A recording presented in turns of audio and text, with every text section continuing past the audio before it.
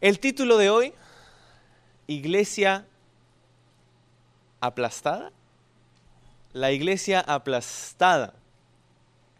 Y es que hemos llegado al segundo punto, a la segunda carta de Jesús a estas 7 iglesias, a la segunda de hecho de estas 7 iglesias que encontramos en capítulos 2 y 3 del libro de Apocalipsis. La semana pasada estudiamos el mensaje a la iglesia en Éfeso.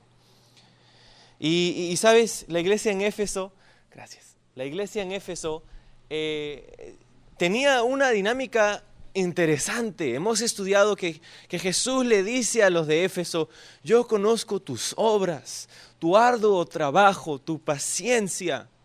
Y es que era una iglesia donde estaba sucediendo mucho, era una iglesia activa. Pero Jesús les había dicho: tengo algo en contra de ti, a pesar de que eres una iglesia tan activa. Y le dijo: has dejado tu primer amor.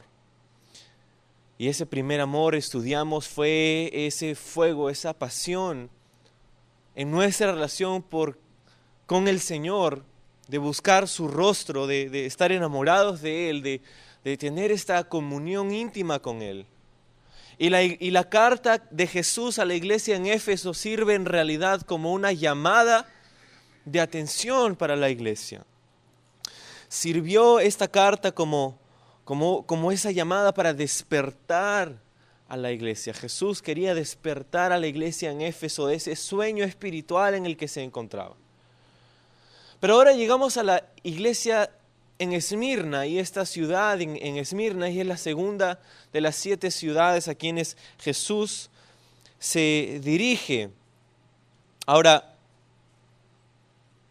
contraste con Éfeso, vamos a ver esta mañana que en la carta de Jesús para Éfeso, Jesús por medio de su palabra buscaba inyectar en los creyentes de Éfeso esta vida que necesitaba su relación con Dios.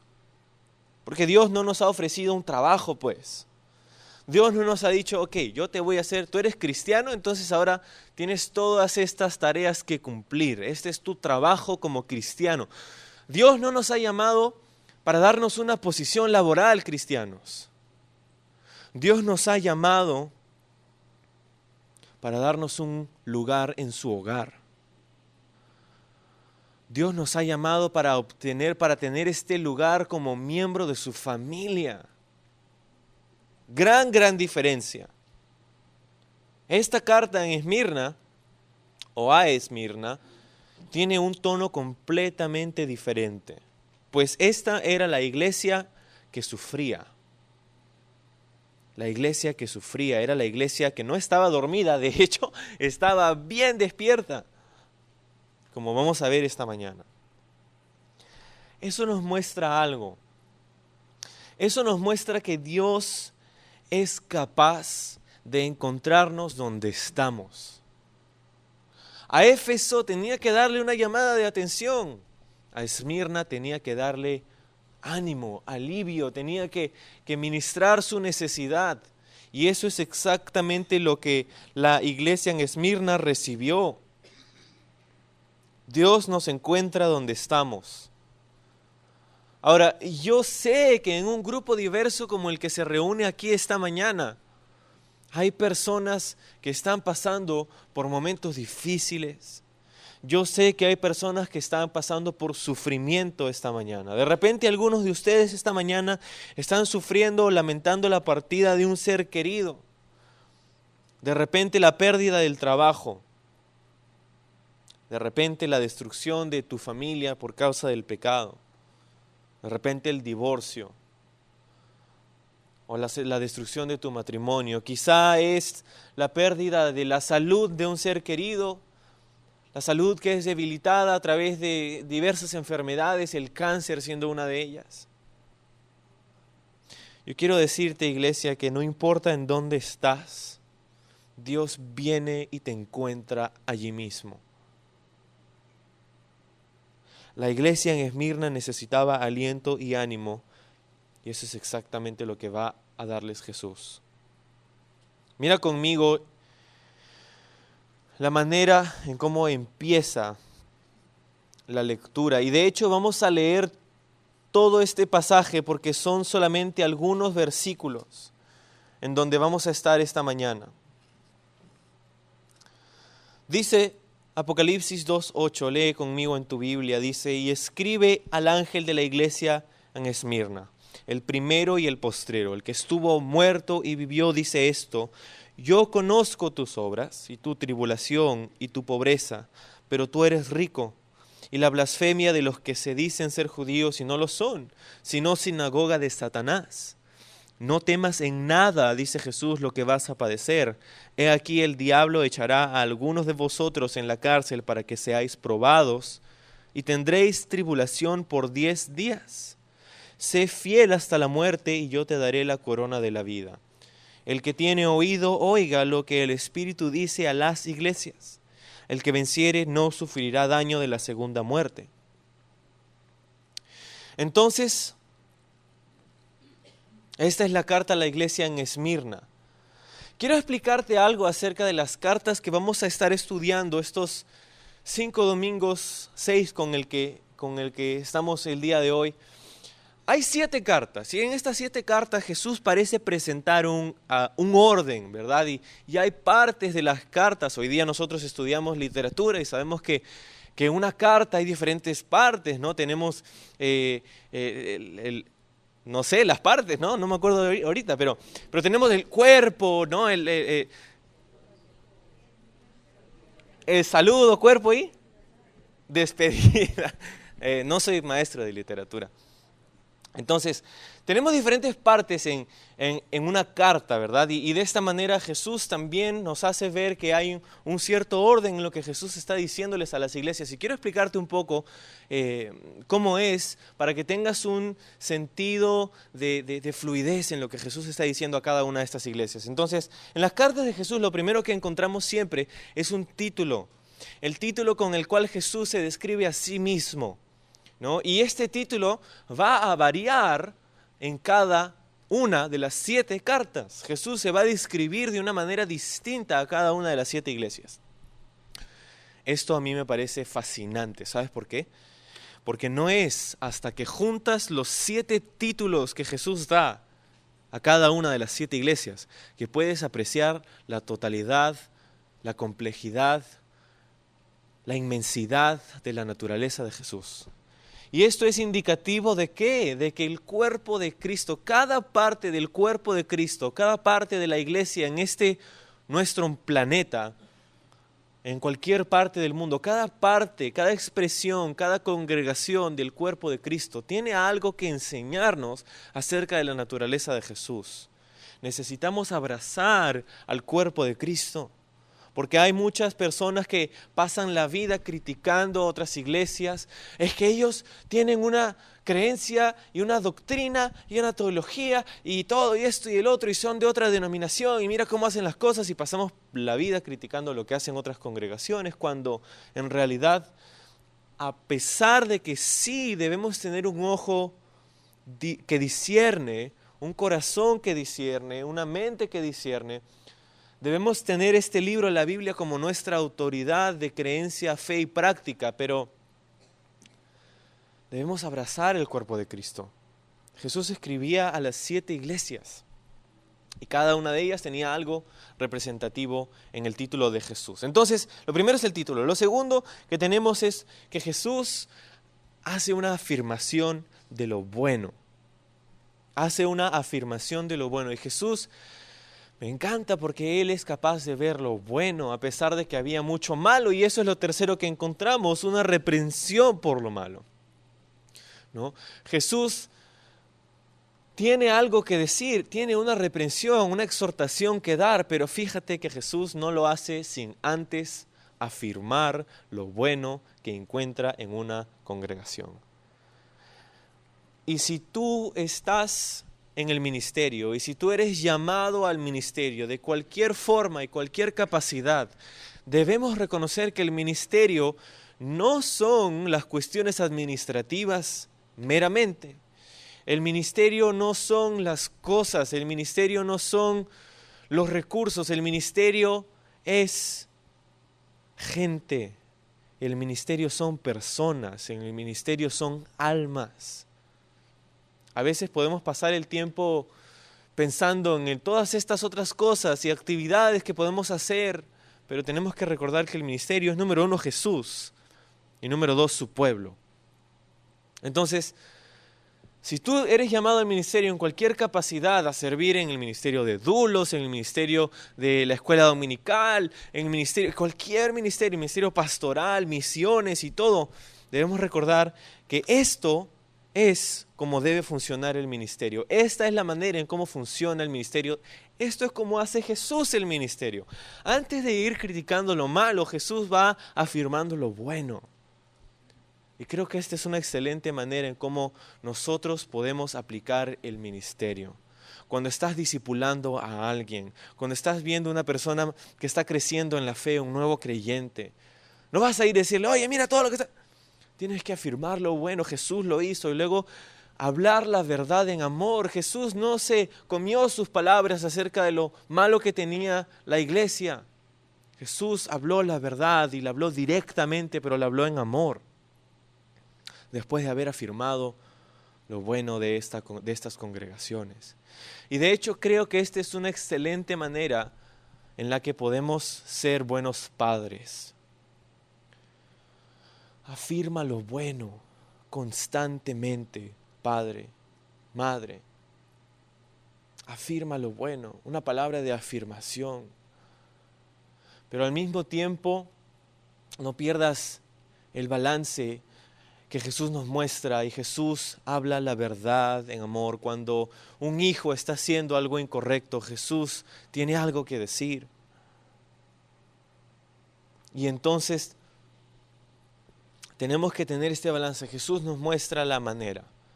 Y aquí es donde aprendemos esto. Ahora, lo último que vemos es una promesa, ¿no? Esa es la cuarta parte. Podemos hacer otras distinciones y podemos dividirlo un poco más complejamente, ¿no? Pero a grandes rasgos, esto es lo que encontramos en cada carta de Jesús a las iglesias. Y esta promesa, Jesús tiene una promesa que darles a las iglesias. Esta promesa tiene que ver con la situación en donde se encontraba cada iglesia también. Entonces, estas son las 7 cartas de Jesús, ¿no? Ahora, mira el título de Jesús a la iglesia en Esmirna, en el versículo 8. Dice, el primero y el postrero, el que estuvo muerto y vivió, dice esto. Hay 2 títulos de Jesús aquí. Dice primero, el primero y el postrero. Ahora, el primero y el postrero, quiero decirte, esta es una referencia a su aparición en el capítulo 1. Porque así le vimos en el capítulo 1, Jesús era descrito así también como el primero y el postrero, como el alfa y la omega, ¿verdad? Esto tiene que ver con su carácter eterno. Este título es una referencia a la eternidad de Jesús. No solamente esto, pues este título era dado en el Antiguo Testamento a el Dios creador, a Jehová de los ejércitos, al Dios de Israel. Eso lo puedes, si estás tomando nota, puedes apuntar a Isaías 41, Isaías 44, Isaías 48. Es donde encontramos este título siendo asignado a Jehová, siendo asignado al Dios creador, al Todopoderoso. Aquí encontramos que Jesús se identifica con ese mismo título. Entonces, el primero y el postrero. Ahora, la segunda parte del título dice, el que estuvo muerto y vivió. Jesús se presenta como el que estuvo muerto, pero luego vivió.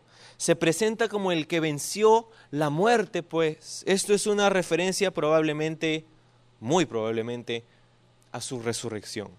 El que estuvo muerto y vivió.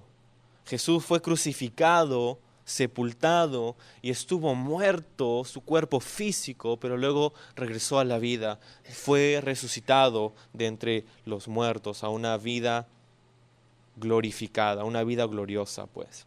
No más atado por la debilidad de este cuerpo humano, de esta naturaleza humana, no más sujeto a un solo lugar, a un solo tiempo, a un solo espacio, sino que recobró sus atributos como deidad, como Dios.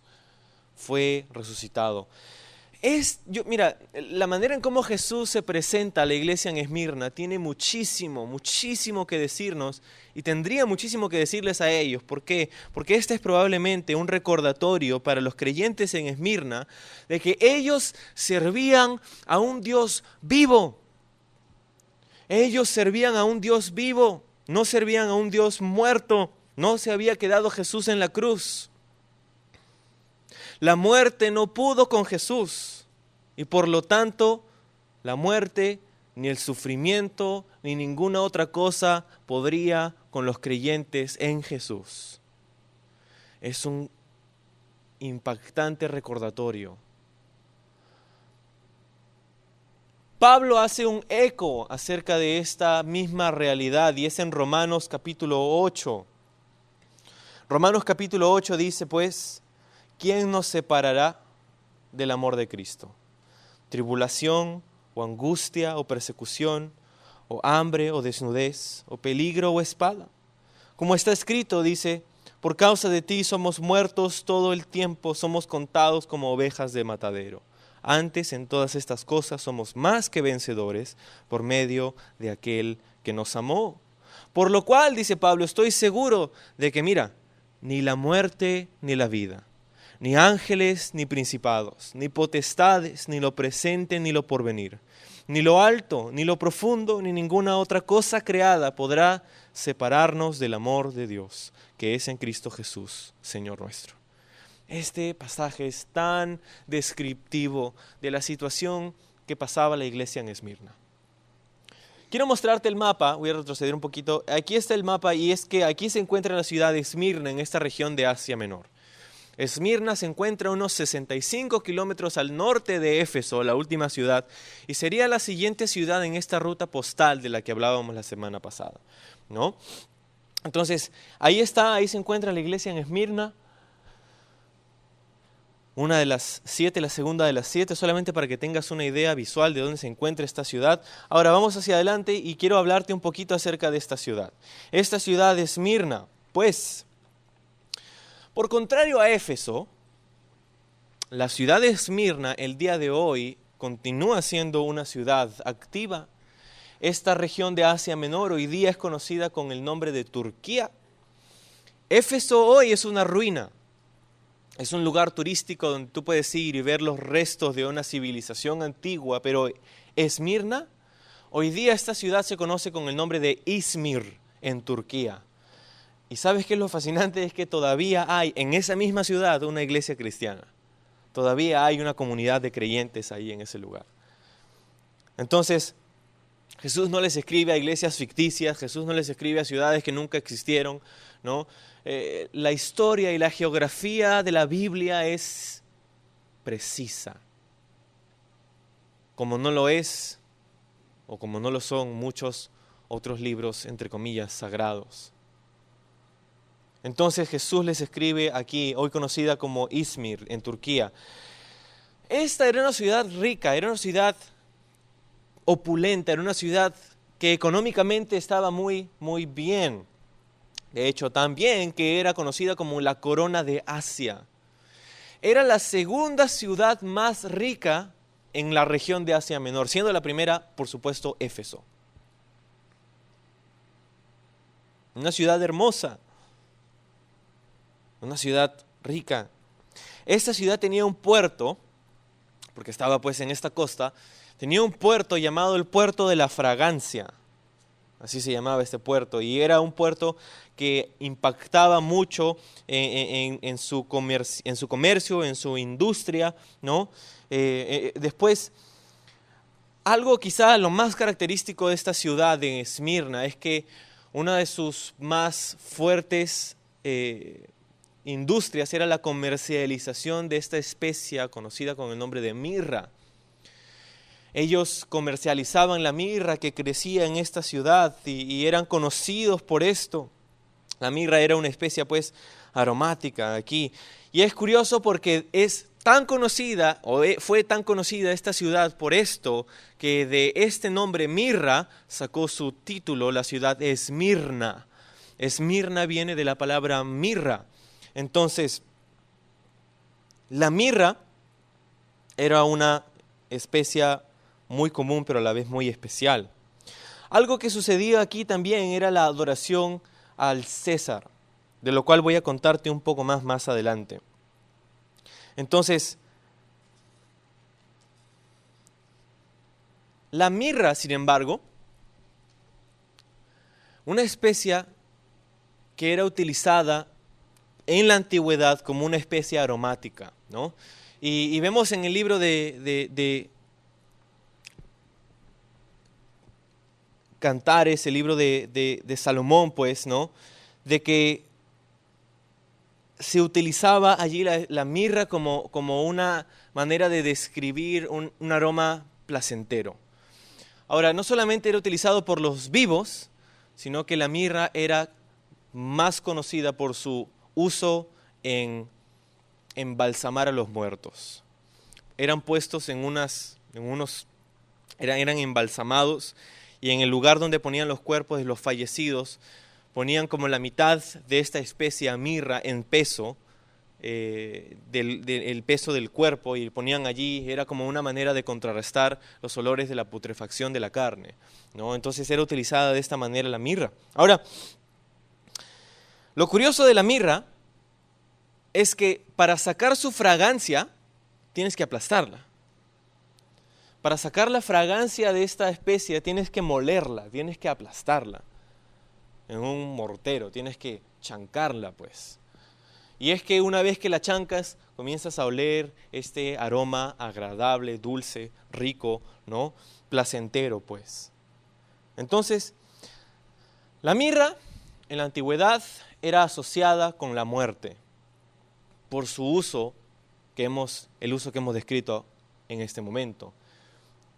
Quiero recordarte que la mirra también fue uno de los regalos que trajeron los reyes del Oriente a Jesús en su infancia. Fue incienso, fue oro y fue mirra. Y la mirra aquí en Jesús está siendo una representación, un regalo que hablaría acerca de su muerte, pues, del propósito por el cual vino la primera vez. Ahora, la iglesia en Esmirna probó ser como el título que llevaba el nombre de su ciudad. Una iglesia que padecía aflicción, una iglesia aplastada.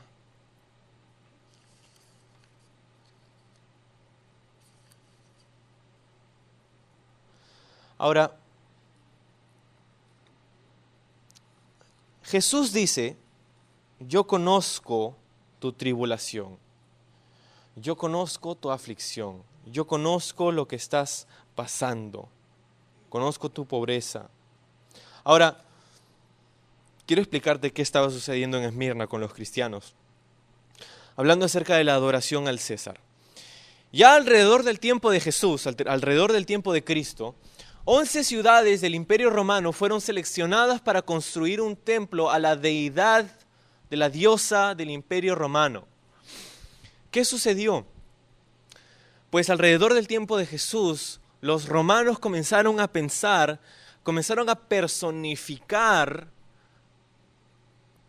la esencia del Imperio Romano, el espíritu de su imperio en una deidad. Y lo llamaron la diosa de Roma, o Dea Roma. Ahora, una vez que hicieron esto, el espíritu del Imperio Romano, por así decirlo en un sentido figurado, una vez que esta esencia fue personificada en una deidad, no pasó mucho tiempo, porque a inicios del siglo II, los romanos comenzaron a ver a sus emperadores como los portadores de esa deidad. Y entonces, ¿qué comenzó a suceder? Comenzaron a pedir que los emperadores sean adorados como dioses. ¿Y qué sucedía? Que tú tenías que traer una vez al año, tu familia, tenías que venir delante de ese templo que había sido erigido al emperador, al dios, pues, a la representación humana de la deidad del Imperio Romano, y traer un puñado de incienso delante de su estatua, echarlo en el fuego y decir, Kaiser Kyrios, o César es Señor. Ahora,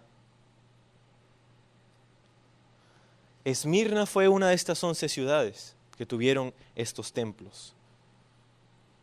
Y el primer emperador que comenzó a exigir este acto de adoración fue el emperador Domiciano, que dicho sea de paso, fue el emperador culpable por el exilio de Juan.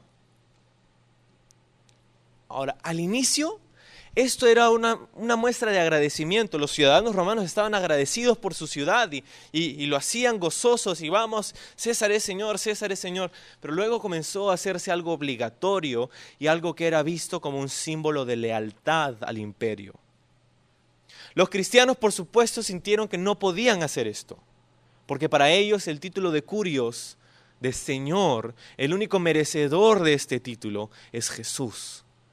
Y ellos dijeron, yo puedo pagar mis impuestos, yo puedo orar por mis autoridades, yo puedo obedecer a mis autoridades, pero no puedo cruzar esta línea, no puedo llamar a un hombre Señor. Jesús es mi Señor y yo no puedo hacer esto. Y los cristianos dijeron esto y tomaron esta posición. Al hacer esto, eran vistos obviamente como traidores al imperio romano y por lo tanto brutalmente perseguidos. Ahora, Jesús dice, yo conozco tu pobreza. La ciudad de Esmirna era una ciudad rica.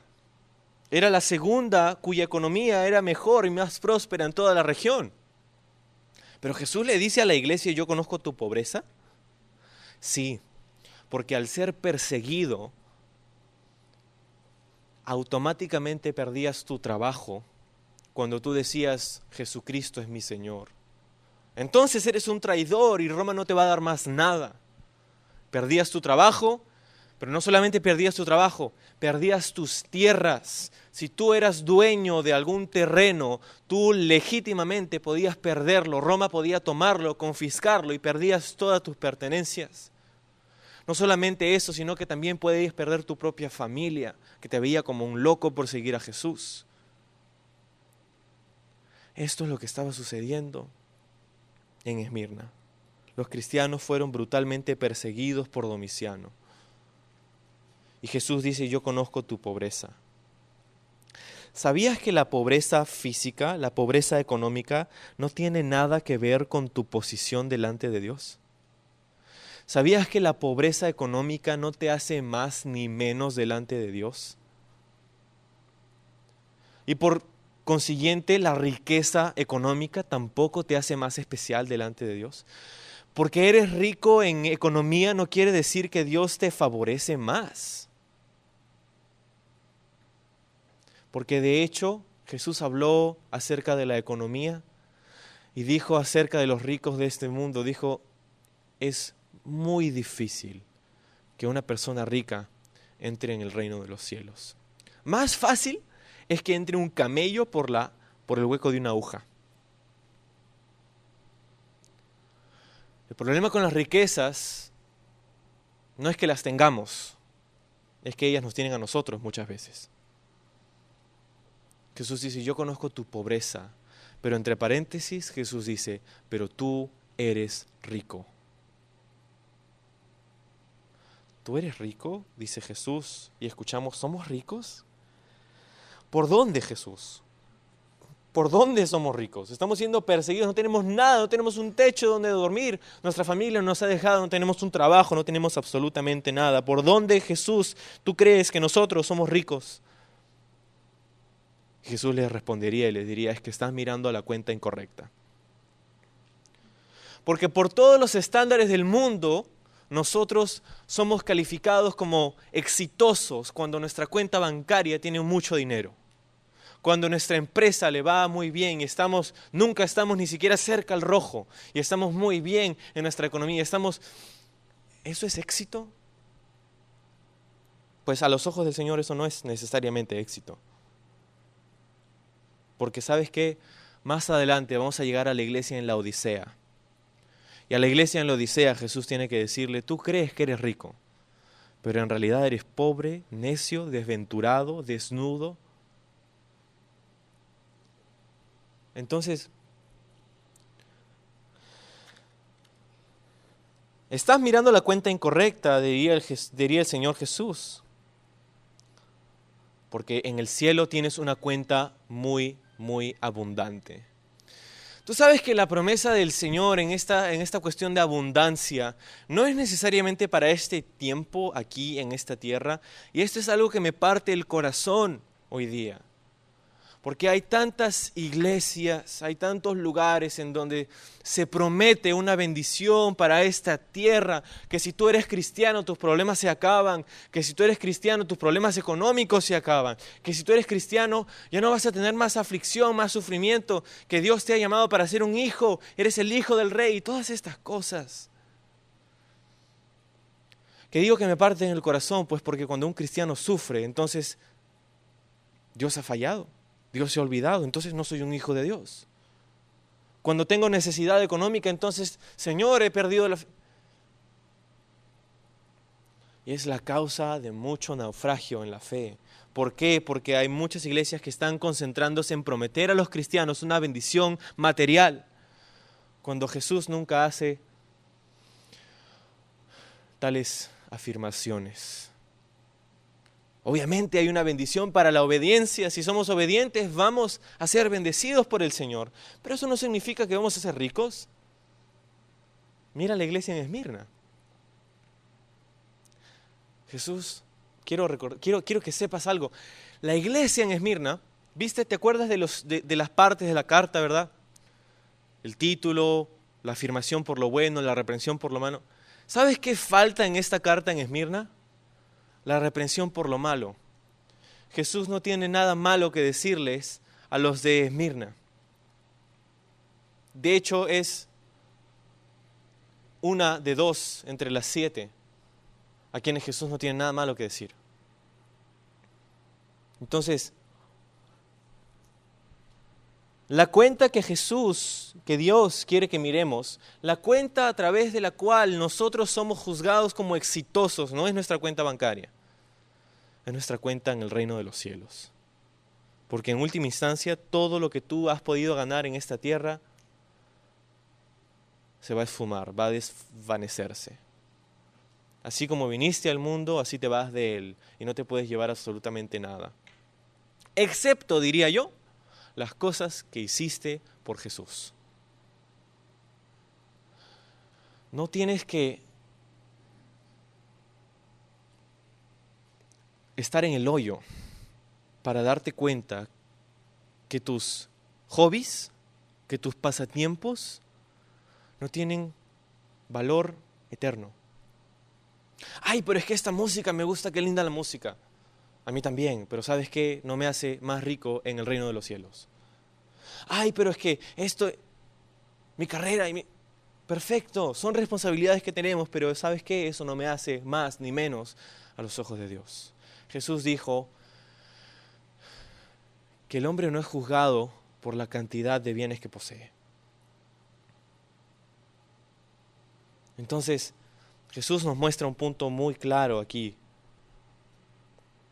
Muy, muy claro. Jesús les dice, tú conoces esta aflicción. ¿Y sabes qué? Yo conozco esta aflicción. Mira, continúa viendo conmigo en el libro de Apocalipsis. Pues, entonces Jesús se presenta. Jesús les dice, yo conozco tus obras, yo conozco tu aflicción, tu tribulación.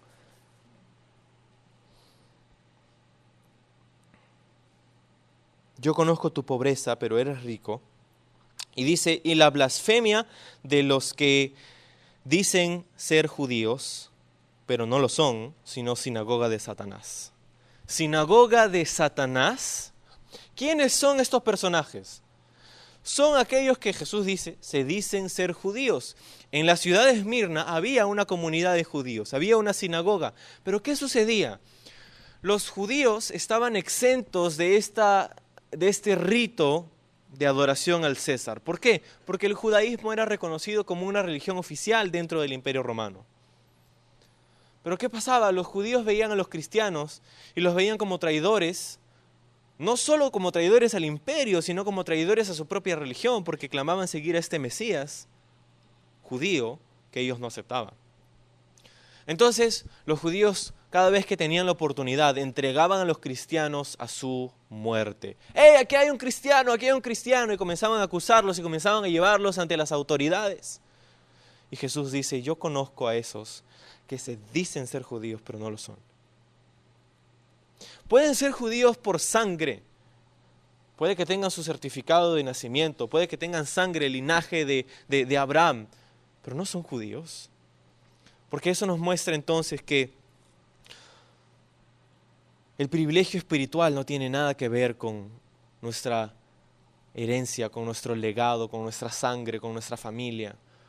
Tiene que ver con la sangre de una sola persona, Jesús, y cómo es aplicada a nuestra vida. Entonces, ellos dicen ser judíos, pero en realidad no lo son. Ahora, ¿les llama sinagoga de Satanás? Es bueno saberlo, ¿no? Que Jesús nos muestra que cualquier persona, grupo o nación que toma una posición en contra del cristianismo, en contra de la iglesia, en realidad está tomando una posición en contra de su novia. La Biblia dice que la iglesia, tú y yo, nosotros somos la novia de Cristo. Y yo no sé qué novio en su sano juicio no defiende a su novia cuando es atacada. Pero ¿sabes que Jesús lo lleva un paso más aquí? Porque Él dice que perseguir a los cristianos es en realidad la obra de Satanás. Jesús se lo toma tan personalmente cuando alguien persigue a su iglesia, que conocemos en el capítulo 9 del libro de los Hechos, un personaje llamado Saulo, persiguiendo a la iglesia. Estaba saliendo de Jerusalén, entrando en Damasco para perseguir a los cristianos. ¿Y qué hace Jesús? Lo tumba al suelo con su gloria.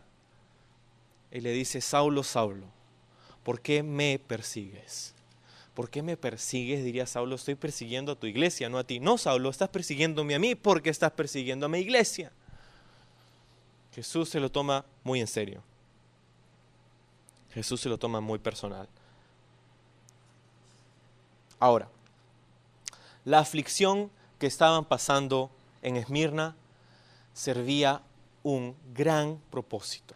Este propósito tenía dos aspectos. El primero era que la aflicción que sufría la iglesia en Esmirna había purificado a la iglesia. Había purificado a la iglesia porque, ¿sabes qué? Ya no tenías motivación alguna de ser cristiano. Porque ser cristiano no te convenía en ese día. Porque ser cristiano no era un título de honra y honor. Ser cristiano era igual a ser perseguido y en muchas ocasiones ser asesinado. Ajá. ¿Quieres ser cristiano? No, gracias.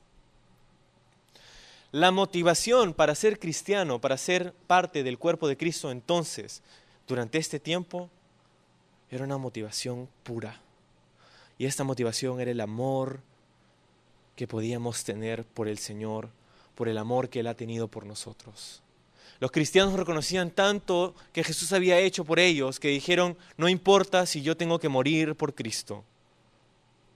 Así amo a mi Señor. Entonces, purificó a la iglesia. Olvídate de los cristianos hipócritas en ese día, no había. Olvídate de los cristianos que venían solamente los domingos a la iglesia, olvídate. Olvídate de los cristianos que decían, sí, yo soy cristiano y sí, hermano, ¿cómo estás? Pero vivían sus vidas, olvídate. Porque el hecho de llamarse cristiano era motivo de persecución. Entonces, aquellos que tenían motivaciones personales para ser cristianos habían desaparecido. Y la aflicción sirvió este propósito. El segundo aspecto del propósito de Dios era movilizar a la iglesia. Antes de la persecución, la iglesia se había quedado bien tranquilita en la ciudad de Jerusalén, donde Jesús les había dicho que esperen hasta la venida del Espíritu Santo, pero una vez que vino el Espíritu Santo, el día de Pentecostés, Jesús les dijo, vaya. prediquen, me serán testigos en todo, hasta los confines de la tierra, en Jerusalén, Judea, Samaria, hasta lo último de la tierra, Jesús les dijo. Pero por mucho tiempo la iglesia se quedó en Jerusalén. Vamos a cantar al Señor, somos cristianos. Y se quedaron todos ahí en Jerusalén. Pero fue a través de la muerte del primer mártir, Esteban, apedreado, guiado muy posiblemente por Saulo de Tarso, el mismo que fue encontrado por el Señor más adelante, lo que inició una gran persecución en contra de la iglesia, y la iglesia entonces tuvo que salir, tuvo que huir, tuvo que cuidar su pellejo, salvar su pellejo. Y por esto la iglesia fue movilizada, cumpliendo de alguna manera uno de los propósitos de Dios. Quiero que salgas del salero. Tú eres la sal del mundo, pero ¿de qué sirve que la sal esté en el salero? ¡Ay, qué linda la sal, qué bonita! No. La persecución era ese movimiento que hizo que la sal salga del salero. Cumplió un propósito, pues. Ahora, sigue conmigo, dice, versículo 10, no temas en nada lo que vas a padecer. He aquí el diablo echará a algunos de vosotros en la cárcel para que seáis probados y tendréis tribulación por 10 días. ¿Sabe qué les está diciendo Jesús? Les está diciendo que lo peor está por venir. Esto nos suena mucho como el Dios a quien nosotros adoramos culturalmente hoy día, ¿no? Ay, sí, Dios, nada me faltará, Señor. Les está diciendo, ¿sabes? Lo peor está solamente por venir. Pero Jesús les está diciendo, no temas lo que ha de venir. ¿Por qué Jesús podría decirle no temas? Señor, me está diciendo que me van a echar en prisión. Y dicho sea de paso, echarte en prisión en la antigüedad no era para reformarte y rehabilitarte a la sociedad. Era como un lugar de temporal espera para tu ejecución. Cuando ponían a los prisioneros en prisiones, normalmente lo que pasaría después de algún tiempo era ser ejecutados. Entonces, me está diciendo que me vas a poner en prisión, que me van a quitar la vida y me dices no temas. Número 1, si Jesús tiene que decirte que no temas, temes. Si Jesús tiene que decirte no temas, Jesús reconoce que hay un temor.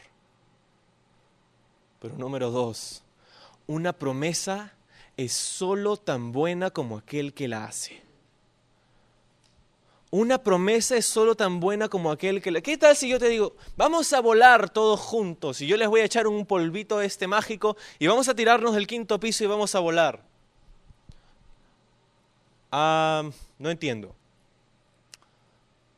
Y claro que no entiendes porque yo no puedo volar. ¿De qué me sirve hacerte una promesa de volar si yo no puedo cumplirlo? Si Jesús te dice no temas, es porque Él puede confortarte, puede aliviarte, puede animarte en medio de tu temor. El amor de Cristo, diría el mismo apóstol Juan,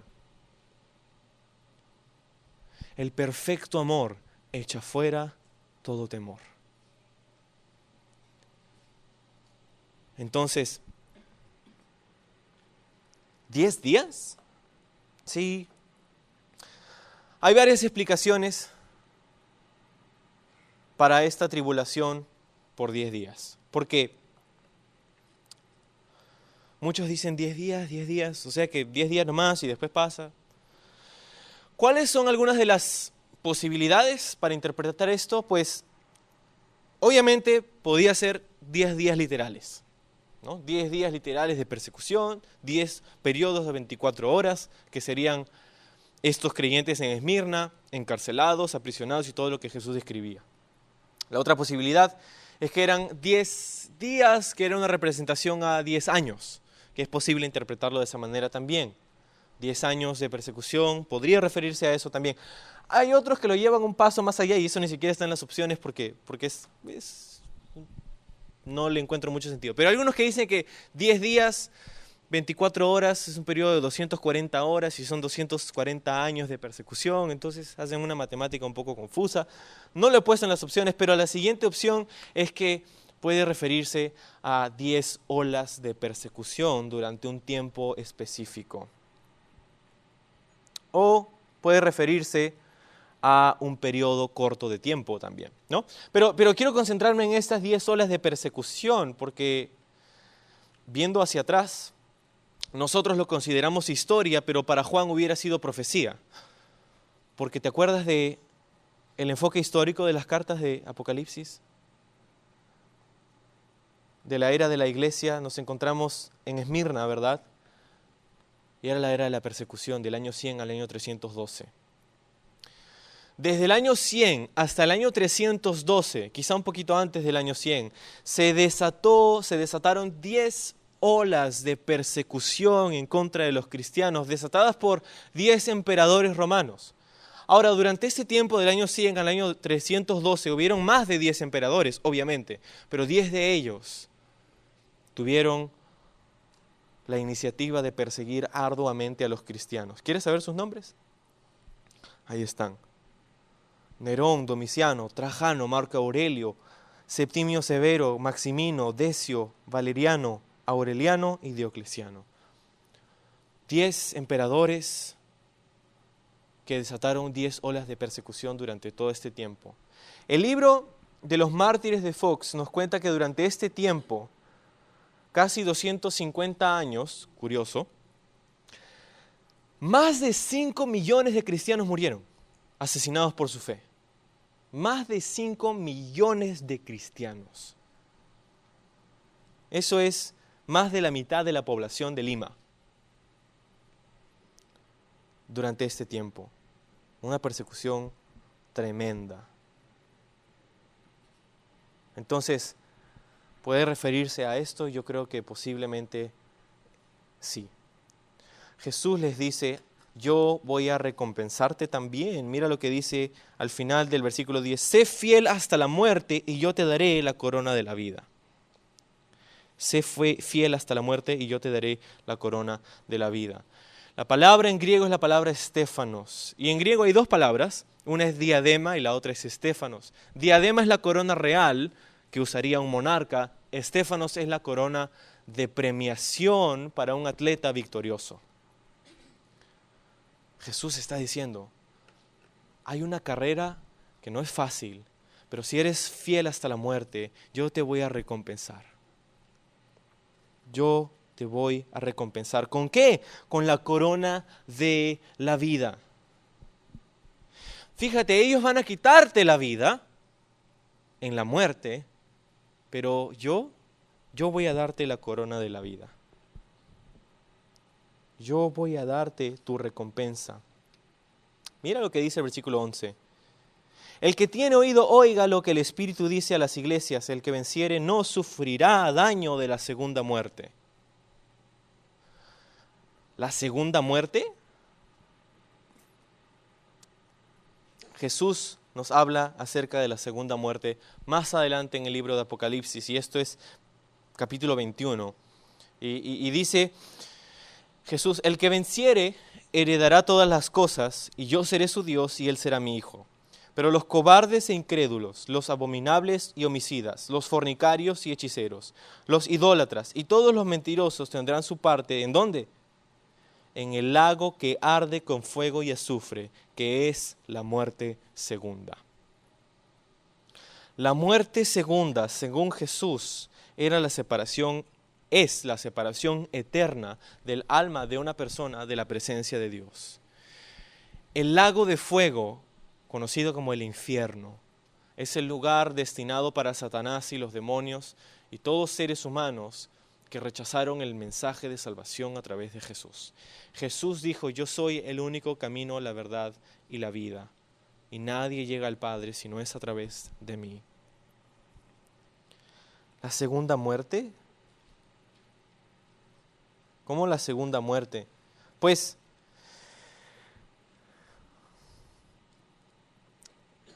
un predicador de hace varios años dijo una vez: si naces una vez, morirás 2 veces, pero si naces 2 veces, morirás una vez. ¿Por qué? Porque es posible nacer de la carne y todos, absolutamente todos, vamos a morir físicamente algún día. Todos vamos a morir algún día, a excepción quizá de aquellos que sobrevivan hasta el momento del rapto, que vamos a ser trasladados con vida a la presencia del Señor. Pero si es que eso no sucede en nuestro tiempo de vida, todos vamos a morir, la muerte física. Pero lo que Jesús está diciendo aquí es que hay una segunda muerte. Y esto es ser echado en el lago de fuego por la eternidad. El infierno, pues. Si naces una vez, morirás 2 veces. Si naces 2 veces, eso quiere decir ser nacido de nuevo, ser nacido del Espíritu. ¿Cómo somos nacidos del Espíritu? Al momento de nuestra conversión. Cuando hemos puesto nuestra fe en Jesús, cuando hemos hecho a Jesús nuestro Señor y Salvador, Él nos ha hecho nuevas criaturas, hemos nacido de nuevo. Y eso es lo que hemos celebrado ayer con algunos de ustedes. El nuevo nacimiento. ¿Sabes que cuando nos bautizamos es nuestro funeral? Estamos muriendo y estamos quedando ahí abajo del agua y la persona que sale es una nueva criatura. Es el segundo nacimiento, ser nacido del Espíritu. Para un cristiano, la muerte no es lo peor que puede pasar. Para un no cristiano, sin embargo, la muerte es lo peor. Si eres cristiano, nacido de nuevo, lo mejor está todavía por venir. Si no eres un creyente, lo peor está todavía por venir. Si eres un cristiano nacido de nuevo, esta tierra no es la mejor vida.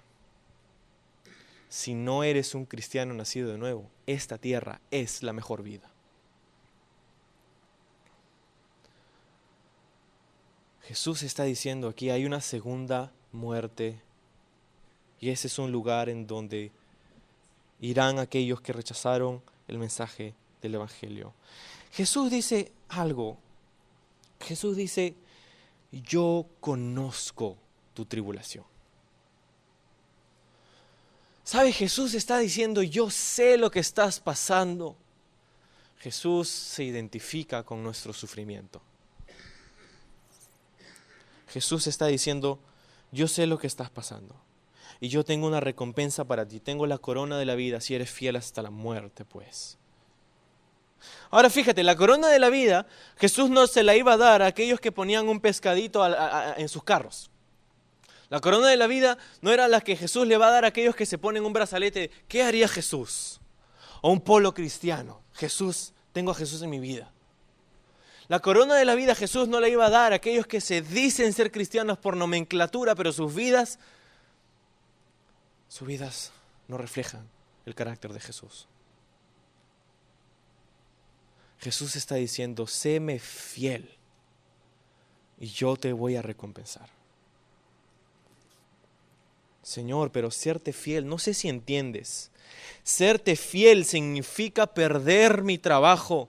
Serte fiel significa ser desleal al imperio. Serte fiel significa morir. Y Jesús le diría a ese cristiano, no sé si tú me entiendes. Eso es lo que yo hice por ti.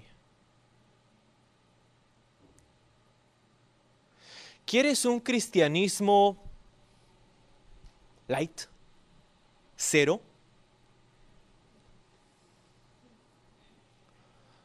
Pues la puerta está abierta. Pero no seas engañado.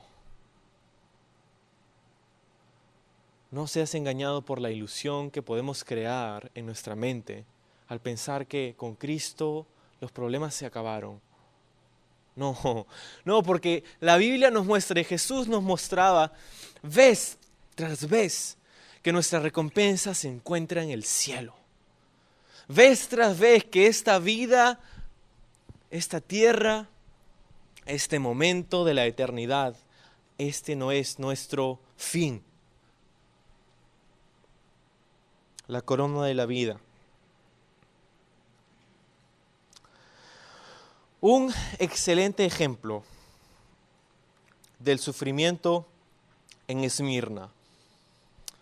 el obispo de Esmirna, el pastor de Esmirna, en el segundo siglo, la mitad más o menos.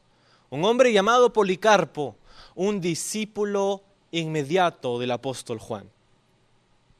Policarpo fue el obispo de esta ciudad en Esmirna y me gusta porque Juan está escribiéndole a la iglesia en Esmirna, está pensando, wow, le estoy escribiendo a mi amigo Policarpo. Policarpo, él era el obispo pues y él estaba listo para enfrentar la persecución. Pero los de su congregación le decían, tienes que huir, no queremos que mueras, tienes que salvarte. Y persuadido por ellos, dijo, ok, vamos a salir de esta ciudad. Pero en medio de esto encontraron a Policarpo, los oficiales romanos. La historia nos dice de que Policarpo estaba en una casa donde vinieron esos soldados romanos y Policarpo les abrió las puertas, hizo que pongan la mesa y les dio una comida y les dijo, denme solamente 1 hora para orar sin interrupción. Los soldados romanos al final de esa hora se sintieron avergonzados de tener que aprisionar y llevar a su muerte a un hombre tan digno. Sin embargo, le llevaron y Policarpo fue con ellos y fue y estuvo delante del procónsul de Esmirna y le dijo, tienes que maldecir a Cristo, rechaza a Cristo. Y la respuesta de Policarpo fue, durante 86 años he sido siervo suyo y nunca me ha fallado. Nunca me ha hecho mal alguno. Y Policarpo seguía diciendo, ¿cómo voy yo a blasfemar contra mi rey que me ha salvado?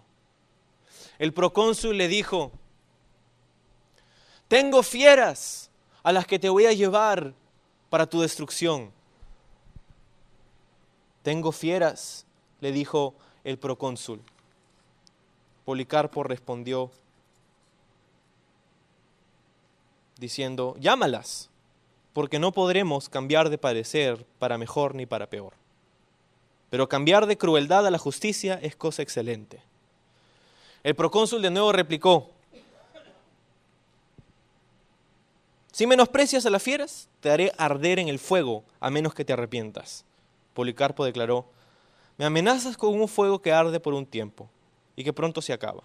Pero hay un fuego del que tú nada sabes y que espera a los malvados en el juicio venidero y un castigo eterno.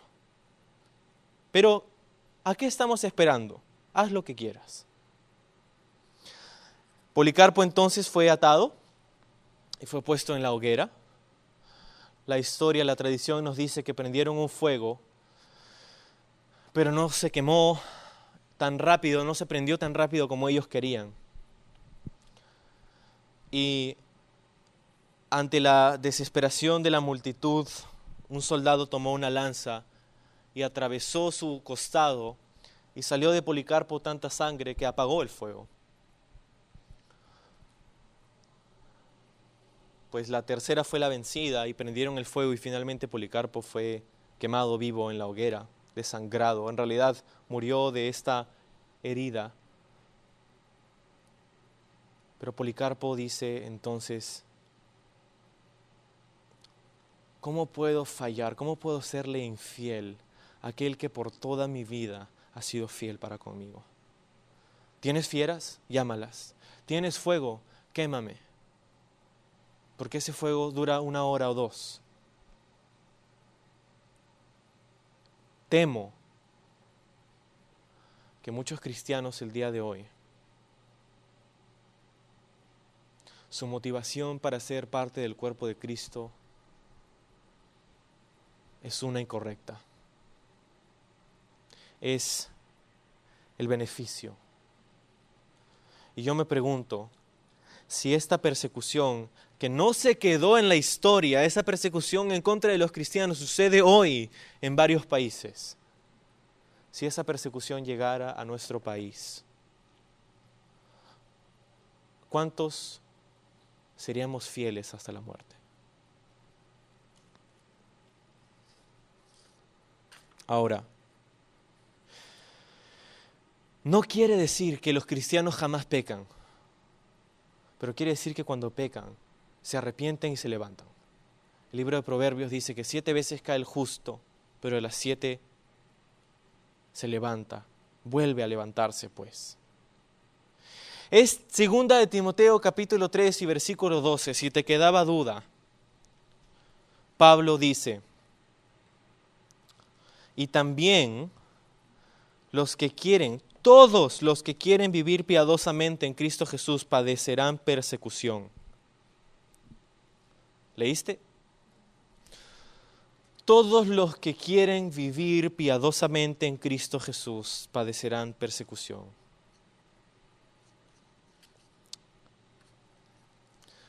Probablemente padecemos persecución en diversas áreas. De repente no somos quemados en la hoguera, pero sí somos insultados por compañeros del trabajo. Sí somos insultados por amigos. Somos vistos como bichos raros porque somos cristianos, porque tenemos una Biblia en nuestras manos. Pero quiero decirte, si en tu cristianismo no hay ninguna dificultad, si todo te va bien, pues, si no tienes ningún nivel de incomodidad en tu cristianismo en este mundo, quiero decirte que esa es posiblemente una mala señal. Porque es posible ser cristiano en este país y no tener absolutamente ninguna aflicción. Lo único que tienes que hacer es estar a favor del aborto, estar a favor del matrimonio gay y nunca jamás decir que Jesús es el único camino al cielo.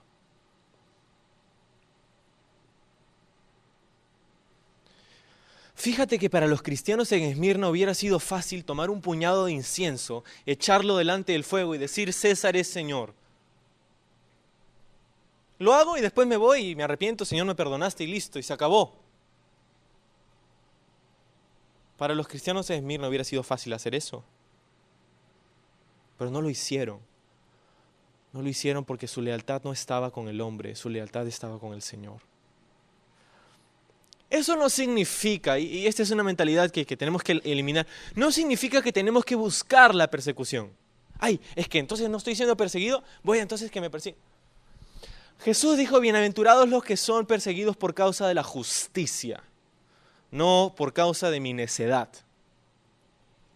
Jesús dijo que la justicia es la que podría traer persecución a nuestra vida. Ser fiel a Jesús puede y va a traer persecución a tu vida.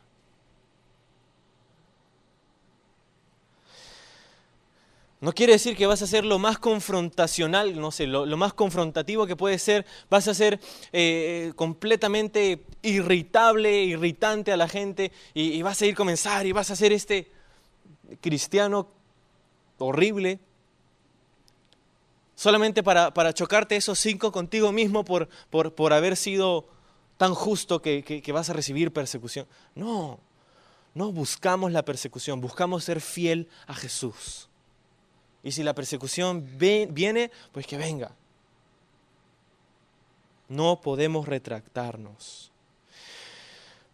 Comúnmente es dicho que la sangre de los mártires es la semilla de la iglesia. La sangre de los mártires es la semilla de la iglesia, aquella que germina y crece y trae fruto. Pero cuando deja de haber aflicción, deja de haber una necesidad consciente por buscar al Señor. ¿Qué podemos decir a manera de aplicación a nuestra vida? Número 1, sé fiel a Jesucristo hasta el fin. Número 2, cualquiera sea tu sufrimiento, Él te puede confortar. No importa dónde estés, no importa qué estés pasando, Jesús te puede confortar. Y uno puede decir, ¿dónde estaba Dios cuando esos 5 millones murieron? ¿Dónde estaba Dios para Policarpo? ¿Dónde estabas? ¿Por qué permites eso, Señor? ¿Dónde estaba Dios? La misma pregunta podemos hacernos en manera inversa quizá. ¿Dónde estabas tú cuando Jesús estaba sangrando en una cruz? ¿Dónde estabas tú cuando a Jesús le pusieron una corona de espinas en su cabeza y le pegaron con una rama? ¿Dónde estabas tú cuando Jesús fue atravesado con una lanza en su costado? Estaba pecando. Quizá la misma pregunta puede ser hecha de otra manera.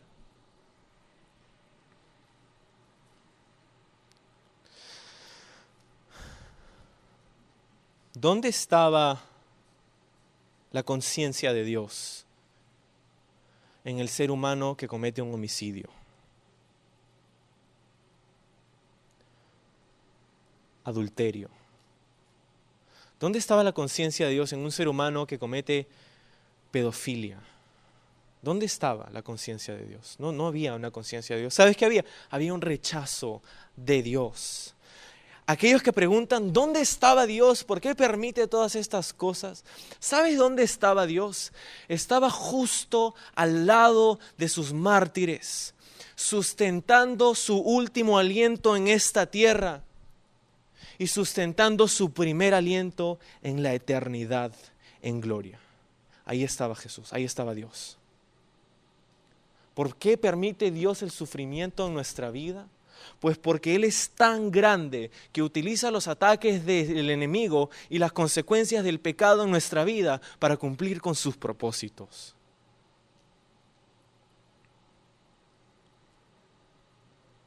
En donde sea que tú estés, cualquiera sea tu sufrimiento, Jesús puede confortarte. Jesús dice, yo sé lo que estás pasando. Sé exactamente dónde estás y estoy ahí contigo. Y número 3, sé nacido de nuevo.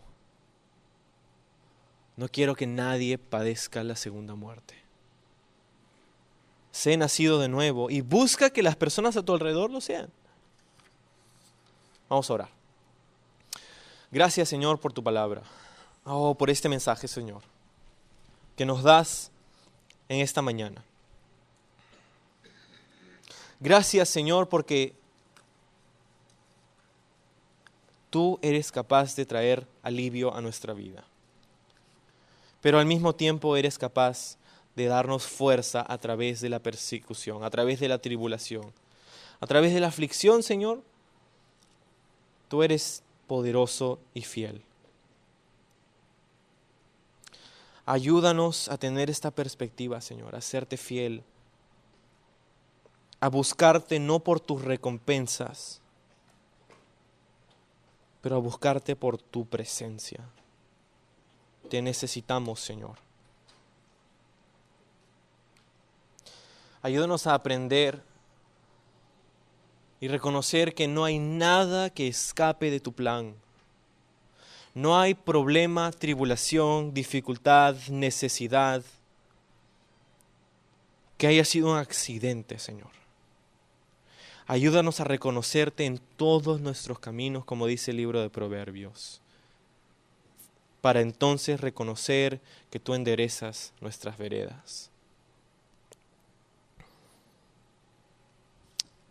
Gracias por ser un Dios de misericordia y por recibirnos en la eternidad gracias a tu Hijo Jesús. En el nombre de Él. Amén.